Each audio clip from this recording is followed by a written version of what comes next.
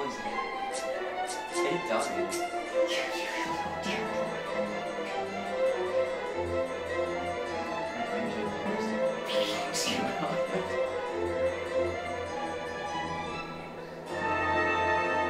Asylum's got damage, but it's for ability to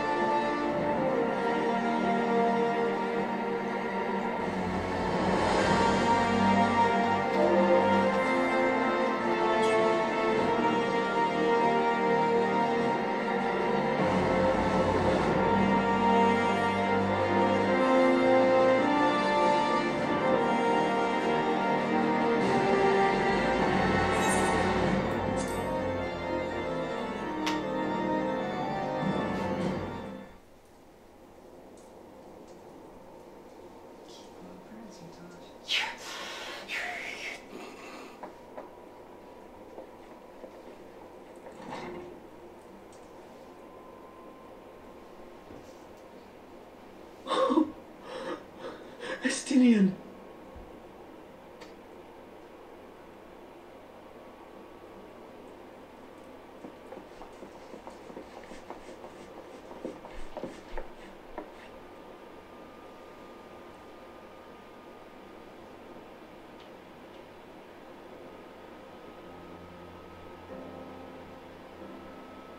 Cease your mewling, boy. It grates my ears.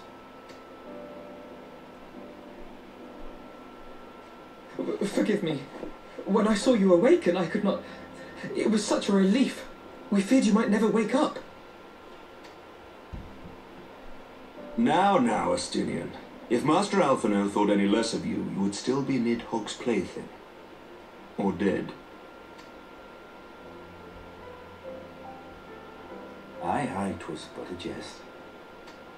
I thank you, Alphino. And you too, Warrior of Light. Quite how you managed to persuade Hraesvelgr to aid in his brood brother's downfall I cannot imagine. But full glad am I that you did. Yet again, you have achieved the impossible.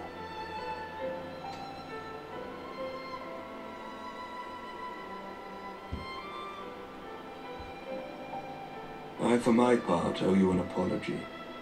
When last we met, I did willingly loose an arrow at your heart. Can you forgive me? There is naught to forgive, Hameric. You but acted in defense of Ishgard as is your duty. Were you any less single-minded about it, I would not follow you into battle, nor trust you at my back. Besides, I had come to the selfsame conclusion that I would have to perish for Nidhogg to be stopped. So let us dispense with the hand-wringing. I have heard enough mewling for one day. Oh!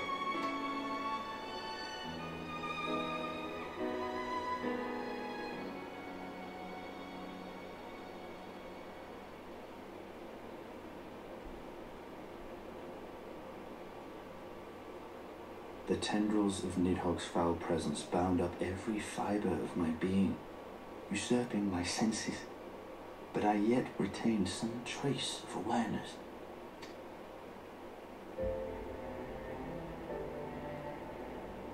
The worm's mind was as a vast and tumultuous sea. Endlessly its black waters churned, his grief and despair at Ratatoska's murder never calming, never receding. Driven by this surging current came wave upon wave of unrelenting rancor.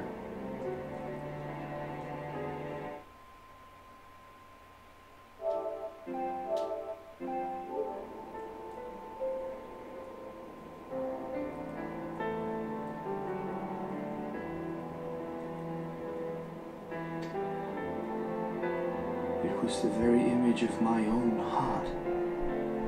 There I saw the dark reflection of the hatred I felt after Nidhogg slew my family. when no path remained save vengeance against dragonkind.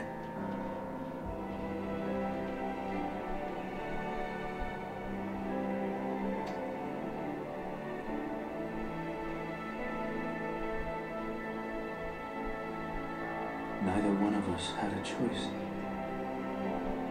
But I was blessed with something Nidhogg was not. Comrades and teachers to console and admonish me.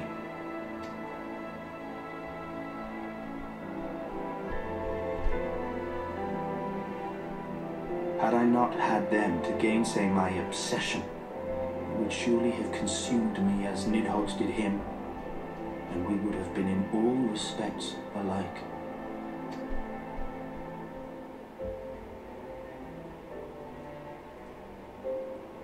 Though his shade is banished, his spirit scattered upon the sea of clouds, I feel no joy at his passing. Where once I craved vengeance, I now crave rest.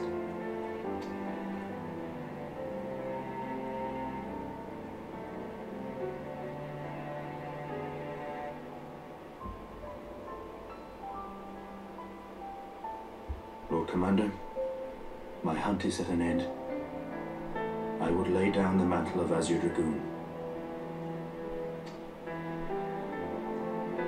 My friend.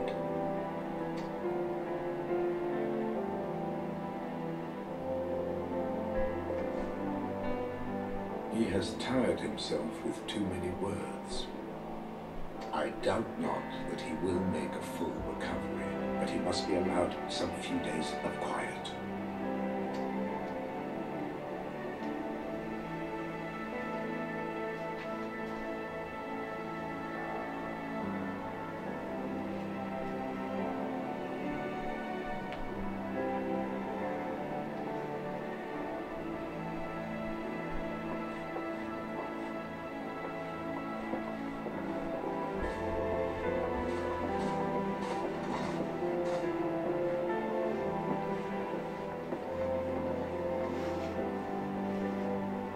I too must see my path to its end. Sleep well, my friend.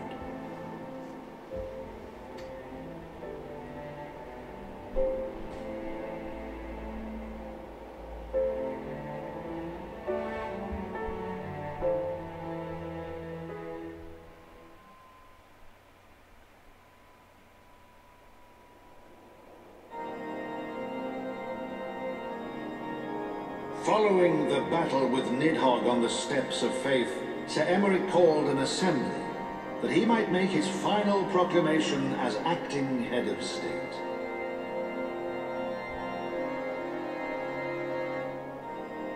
'Twas there, with one decree, that the 1,000-year rule of the archbishops was ended, paving the way for a new republic. The governance of Ishgard would now be placed in the hands of high and lowborn alike, their ranks represented by the newly founded House of Lords and House of Commons. Church was separated from state. The foundation for change had been carefully laid, and the reforms proposed by Ishgard's new government passed into law without incident.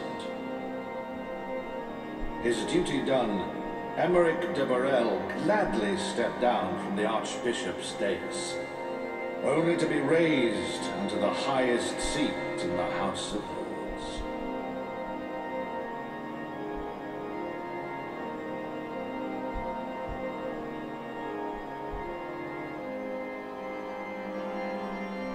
Though he strove at first to refuse this honor, the unexpectedly strident voice of the Count de Durandare left him little choice but to accept.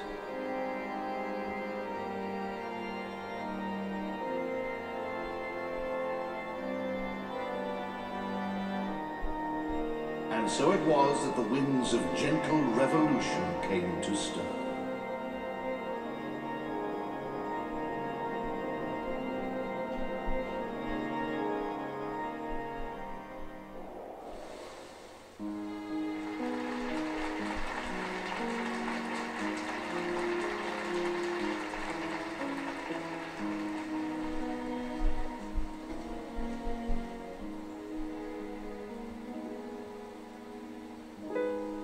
Prominent among the many honoured guests at Sir Emeric's investiture were the ambassadors of dragonkind, a fitting symbol of Ishgard's newfound peace.